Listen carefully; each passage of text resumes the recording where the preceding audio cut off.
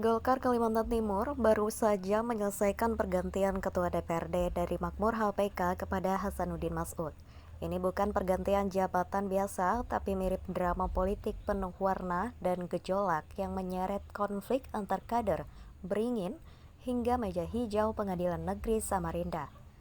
Peresmian Hasanuddin sebagai Ketua DPRD Kaltim ditandai dengan pengucapan sumpah jabatan yang dipandu Ketua Pengadilan Tinggi.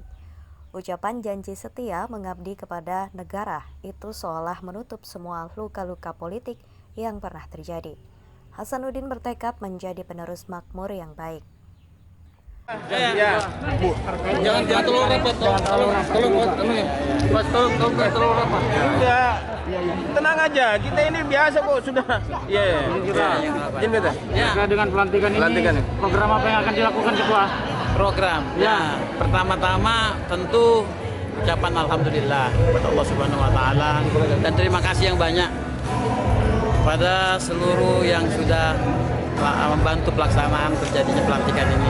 Tentu dari Golkar yang mulai dari Pak Erlangga, Pak Idris Kadir, Pak Karno Zakir, Ketua DPD 1. Nah, untuk program pertama tentu kita mengucapkan terima kasih kepada Pak Makmur dan akan melanjutkan program-program beliau yang sudah dia gariskan. Insya Allah kita tinggal melanjutkan. Ke depan kami menginginkan adanya hubungan yang harmonis dengan pemerintah daerah ya, terutama dari eksekutif. Semoga ke depan bisa kerjasama yang lebih baik dan marwah legislatif juga akan kita coba terus perjuangkan sehingga ada kesetaraan dalam pemerintahan daerah. Saya kira itu programnya, tinggal melanjutkan aja yang sudah digariskan dengan Pak Mahfud. Golkar tampil menjadi partai politik terbesar di Kalimantan Timur. Pada pemilu legislatif tahun 2019, Partai Pohon Beringin memperoleh 350.829 suara, bersaing dengan PDI Perjuangan yang memperoleh 334.404 suara. Dengan perolehan suara itu, Golkar menempatkan 12 kadernya di kursi parlemen, sedangkan kompetitor ketatnya PDI Perjuangan meraih 11 kursi DPRD Kaltim. Belum ada partai politik yang bisa mengalahkan Partai Golkar. Partai yang dibangun sejak pemerintahan Orde Baru itu membuktikan keperkasaannya di Kaltim dengan membukukan kemenangan 4 kali pemilu berturut-turut tahun 2004, 2009, 2014, dan 2019. Partai ini hanya pernah mengalami 1 kali kegagalan di zaman reformasi, yakni di posisi pemenang kedua setelah kemenangan PDI Perjuangan pada pemilu tahun 1999. Zaman sudah berubah dari era Orde Baru ke era Orde Reformasi. Tetapi Partai Golkar di Kalimantan Timur masih tetap perkasa menjadi juara sampai pada pemilu tahun 2019 lalu. Kini Partai Golkar Kalimantan Timur dipimpin oleh Rudi Masud. Tentu ini sebuah pertaruhan. Apakah partai ini akan mampu mempertahankan tradisi menjadi juara kelima kali pada pemilu 2024 nanti? Ketua DPD Partai Golkar Rudi Mas'ud datang saat acara pengambilan sumpah jabatan Hasanuddin Mas'ud yang berlangsung di Hotel Mercure. Sejumlah undangan menyampaikan ucapan selamat kepada ketua baru, namun mereka bertanya-tanya mengapa Gubernur Kaltim Isran Nur maupun wakilnya atau pelaksana tugas Sekda tidak hadir. Selama ini publik mendapat kesan Isran Nur termasuk tokoh yang tidak setuju dengan pergantian jabatan Ketua DPRD Kaltim itu. Lupakanlah perbedaan-perbedaan yang kemarin muncul karena itu dinamika yang berkembang. Kita harapkan ke depan kita bisa menjalankan tugas dan fungsi kelembagaan DPRD yang lebih kuat bermitra dengan pemerintah. Pak, bagaimana dengan posisi Pak Makmur sebetulnya Pak? Pak Makmur nanti akan kita posisikan di kemungkinan di Komisi 3 menggantikan posisinya Pak Hasanuddin. Tapi bisa ketua komisi ya? Tidak, karena ada mekanisme untuk pemilihan ketua komisi itu kan 2,5 tahun. Jadi beliau kita posisikan di komisi yang AKD yang ditinggalkan oleh Pak Hasanuddin. Kemudian kita akan coba komunikasi dengan teman-teman untuk beliau diposisikan di Badan Kehormatan. Pak, ada tanggapan dari Pak Mahfud nggak Pak? Apa tanggapan beliau Pak ketika diberitahu mengenai masalah ini Pak? Saya secara langsung saya belum komunikasi sama beliau. Cuma ada yang menyampaikan ke saya bahwa ya kalau memang prosesnya seperti itu ya silakan saja. Saya dengar beliau ngomong seperti itu. Hasanuddin Mas'ud sudah sah menjadi Ketua DPRD Kaltim. Dia mulai bertugas di kantor Karangpaci dengan sejumlah agenda legislatif. Dalam waktu dekat, Hasanuddin harus mengesahkan anggaran pendapatan dan belanja daerah perubahan tahun 2022. Dia juga harus menyiapkan sidang-sidang rencana APBD. Kami mewawancarai Hasanuddin Mas'ud, Ketua DPRD Kalimantan Timur terpilih yang sudah dilantik, dan juga Lasila, sarjana hukum, selaku kuasa hukum dari DPD Partai Golkar Kalimantan Timur. Pertanyaannya sama. Bagaimana nasib perjalanan gugatan Pak Makmur HPK yang masih bergulir di pengadilan? Gubernur dan Wagub nggak hadir, Pak. Gubernur dan Wagub sudah hadir. Oh iya, Tanggapannya Bang? Gubernur dan Wagub sudah mengirimkan surat tidak hadir, tapi karena ada satu dan lain hal, bukan karena lain-lain. Jadi karena ada kesibukan saja. Jadi beliau pada prinsipnya tidak ada masalah. Ya, Sudah, karena kita di internal ya, eksekutif ya, dan legislatif tentu sesuatu yang berbeda kan. Saya kira itu. Pak, sudah ada komunikasi Pak dengan Pak Makmur Pak? Sudah. Apa tanggapan beliau Pak? Ya, kita mau ikutin aturan partai dan sudah sesuai semua aturan kan. SK juga sudah ada, jadi kami sudah fine-fine aja semua. Nanti kita akan bicara lebih dalam lah kepada Pak Makmur. Pak, kalau masih digugat lagi, posisi Bapak sebagai Ketua DPRD Kaltim gimana Pak? Nggak ada masalah, kita ikut fatwa aja. Fatwa Mahkamah Agung saya baca aja. Tadi yang putusan kemarin apakah nanti Nanti itu lihat di fatwa aja. Nah, nanti ada Bakumham yang bisa menjelaskan itu.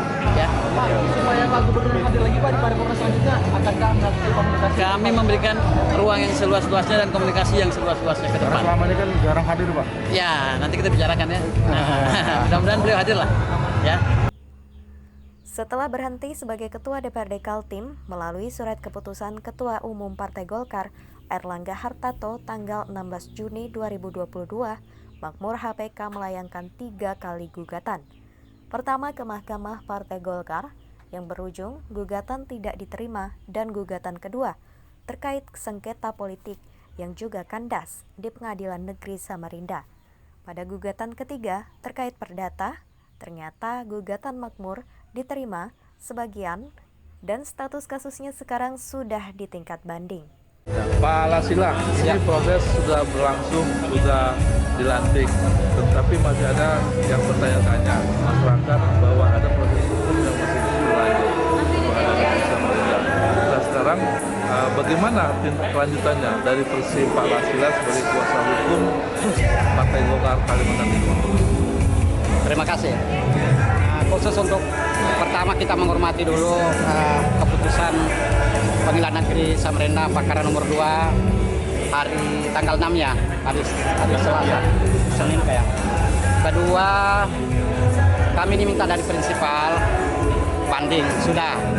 Sebetulnya waktu diwawancara juga secepatnya, tapi kemarin tanggal 7 kami sudah banding perkara nomor 2, sudah kami dapat aktenya. Kami tetap mengikuti perkara nomor 2 ini.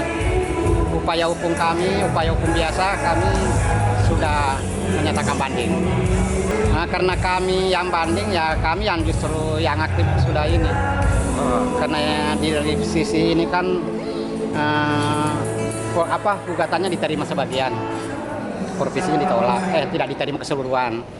Jadi kami merasa untuk untuk mengusahakan upaya hukum karena ada gugatan yang diterima. Ya, masyarakat juga kan bertanya-tanya bahwa ada yang informasinya bahwa kenapa putusan pengadilan tidak dilaksanakan. Kalau menurut Pak hemat kami ya, karena sengketa politik kemarin kan sudah digugat Pak. Sudah selesai. Perkara 204 ya. 204. Sudah kemarin itu kan dari pihak penggugat atau Pak Makmur kan sebetulnya kan dia banding. Cuma di tengah jalan dicabut. Otomatis kan perkara sengketa politik itu kan ada aturan mainnya sebetulnya. Masuk dalam pleno kamar perdata khusus kan.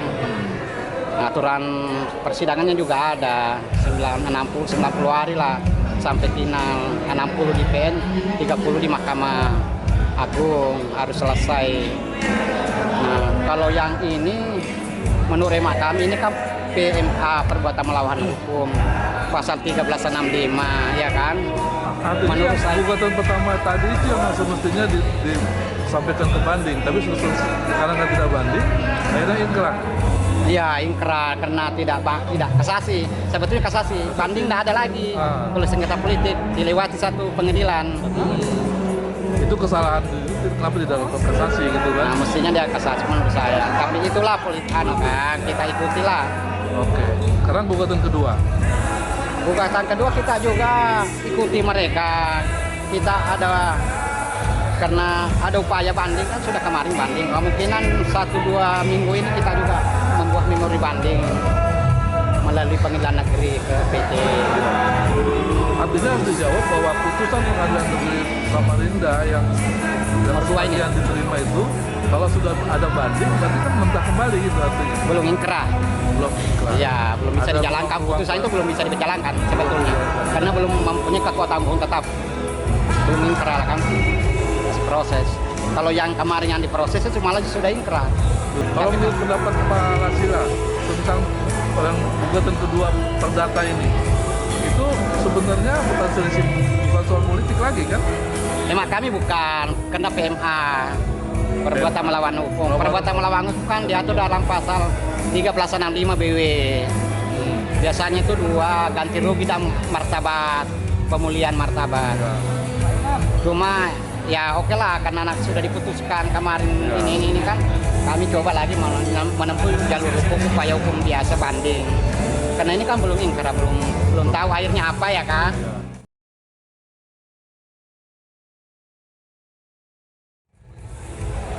Saya sih sedikit malas sependapat. Itu kan putusan Menteri Dalam Negeri kemarin kan 2019. Yang pertama itu kan. Dan adanya yang baru itu otomatis saya pikir secara kan tidak berlaku lagi yang lama malah. Tapi dinyatakan dalam putusan ini tetap berlaku sampai 2024 ya. Nah itu mungkin yang anunya di situlah. Masing-masing berpendapat lah bisa argumentasi. Cuma kalau menurut saya kemarin sengketa politik udah selesai. Kalau masalah PMA biarkan kita lanjut, kita masih lama, masih berproses, belum ingkrah. Ya jadi terakhir mungkin Pak, jadi kalau sudah dilantik, sudah kata akhir dari kuasa hukum apa nih? Alhamdulillah memang secara formal ya, itu kan sudah ada surat dari Mendagri. Formalnya kan itu sebetulnya. Surat nomor 161 titik berapa itu kan? Untuk ini. Itu kan diberi waktu DPRD 60 hari harus dilaksanakan kan? Jadi tadi sudah selesai, ya syukur alhamdulillah. Saya kira sah.